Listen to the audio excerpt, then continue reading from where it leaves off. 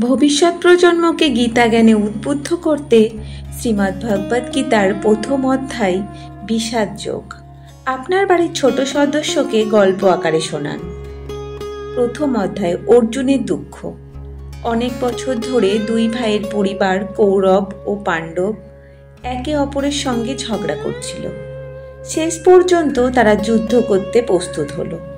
যুদ্ধ শুরু হওয়ার আগের দিন দুই দলের অনেক মানুষ জড়ো হয়েছিল একটি মাঠে, যার নাম ছিল কুরুক্ষেত্র। অর্জুন ছিল পাণ্ডব ভাইদের একজন। সে ছিল খুব সাহসী যোদ্ধা। তার রথের সারথি ছিলেন শ্রীকৃষ্ণ। যুদ্ধ শুরু হওয়ার আগে অর্জুন যুদ্ধক্ষেত্রে দাঁড়িয়ে দেখে যে দুই দলে তার নিজের আত্মীয়, বন্ধু, শিক্ষাগুরু সকলেই রয়েছেন। তখন তার মন খুব খারাপ হয়ে যায়। সে ভাবে, আমি কিভাবে আমার প্রিয়জনদের সঙ্গে যুদ্ধ করব? অর্জুন কাঁদতে থাকে, তার হাত কাঁপে। সে তীর চালাতে চায় না তার প্রিয়জনদের ওপর। অর্জুন শ্রীকৃষ্ণকে বলেন, আমি যুদ্ধ করতে পারছি না, আমি খুবই দুঃখিত।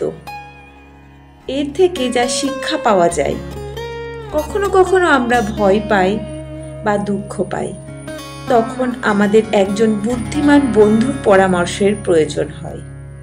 শ্রীকৃষ্ণ সেই বন্ধু, যিনি অর্জুনকে সঠিক পথ দেখান।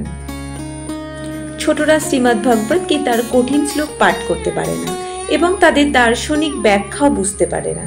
এই শ্লোকগুলি গল্প আকারে তাদের সামনে তুলে ধরতে পারেন, তাতে করে তাদের শোনার আগ্রহ বাড়ে।